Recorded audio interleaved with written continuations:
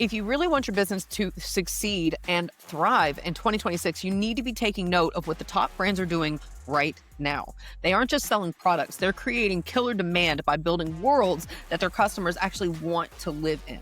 A lot of business owners assume that they're losing to better companies. They look at their competitor and think maybe their product is better or wonder what it is. They just can't seem to figure it out. Most of the time, that's actually not true. Chances are good that you're not losing to better companies. You're losing to better marketing and better brand strategy. And that shows up in one place first: expectation. Your brand is not what you say. Your brand is what people expect will change in their own world when they actually buy from you. That expectation is a gut instinct. It's a split-second moment where they decide that they just have to have what it is that you have to offer before they can even explain why. In 2026, the brands that win won't just be selling solutions. They'll be selling an escape, a feeling, a breakaway from the normal day.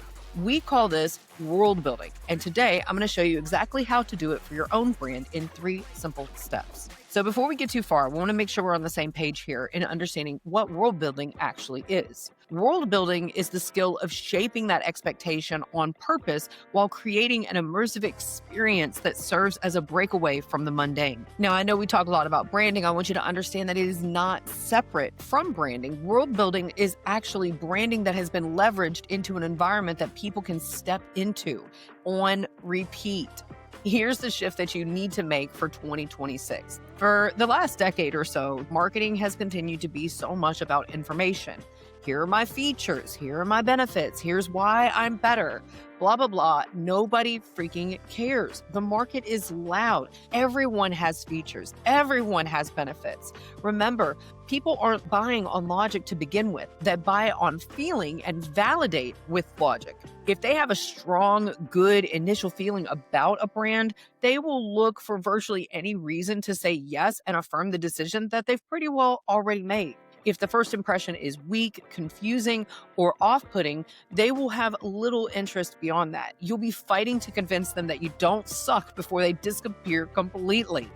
To hold your footing today, you have to stop trying to be convincing and start being experiential. You need to stop trying to integrate all the things and instead turn the volume up on what is already true about you and your brand. World building means the product stops being the whole conversation. The product becomes the entry point into the world, or maybe a reward on the journey along the way. The question shifts from how do I explain this better to how do I let them experience it faster? So how do we build this world? First up, it starts with vibe. Vibe marketing is core to world building.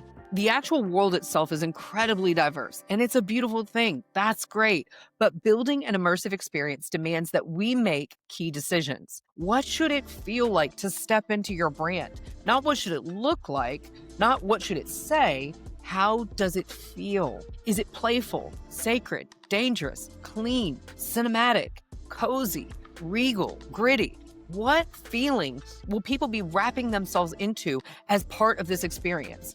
To put it in another way, view it through the lens of culture. Culture can apply in many different ways. It can tap into ethnicity, the neighborhoods we grew up in, the music or movies that we like.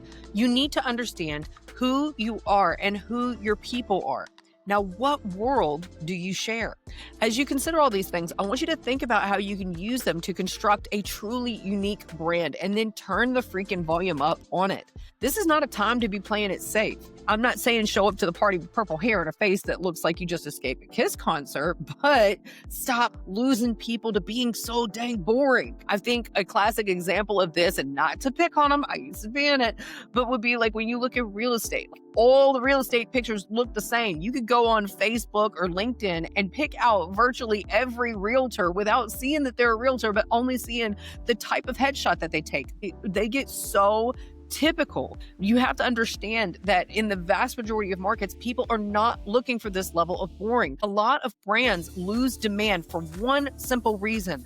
They feel like nothing. They're vanilla. They blend in because they're afraid to alienate anyone. The truth is that what this actually implies is a lack of confidence and conviction. It says that you're scared to be you, or that maybe you don't even know who you are. When you learn to build on your unique brand persona to bring a very distinct flavor to the market, even if you're not everyone's favorite flavor in general, people will be drawn to a bold brand that is willing to stand out for something. Vibe is the first language that your customer understands. Before they read your copy, before they check your price, before they recognize anything else about you, they feel your vibe. If your brand doesn't have a feeling, it doesn't have a world. Step 2 is building immersion with something people can explore. Once you have the vibe, you have to translate it into a space that people can actually explore. This can be a physical storefront or a mobile app, but the point is that there needs to be a time and a place for them to step into the world you're creating. So let's take a super simple example just to have fun and play with this. Let's say you're selling candy. What makes your candy unique? Maybe it's super sour or incorporates neat flavors. Maybe it's organic. That's fine, but that is just a product. Now, imagine translating that uniqueness into your own version of Candyland that people explore from the time they walk through the door or land on your website. What colors, textures, smells, maybe sounds would people experience? Is there a unique way that the staff may interact with them to play into the narrative?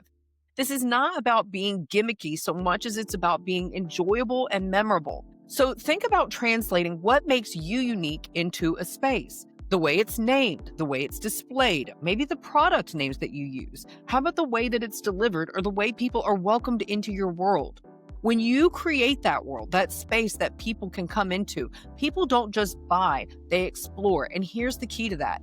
People explore and then people bring friends. People don't share products, people share experiences. If you want referrals, if you want organic growth, stop giving people a commodity and start giving them a story they can walk around in. And even more so, one they can happily brag about to all their people. Step 3 is I want you to create one signature redeem moment. This is going to be where you make the world stick. Worlds stick through moments. Moments become stories. Stories become your referrals. You need to pick one signature moment that your brand absolutely owns. Maybe it's a welcome ritual for people that are stepping into your office. Maybe it's a signature unboxing experience. Maybe it's a sensory cue, a scent, a texture, a sound. We're seeing a lot of unique and creative ways of creating that 4D moment with brands that are getting big on like TikTok and a lot of your social channels where they might have products that have like super thick, goopy textures or whatever and create this fun experience when it's being applied. Maybe for you, it's a standard that you refuse to break that customers start expecting as the standard in your niche and know that they're not going to get anywhere else than from you. Remember, the goal is to be memorable.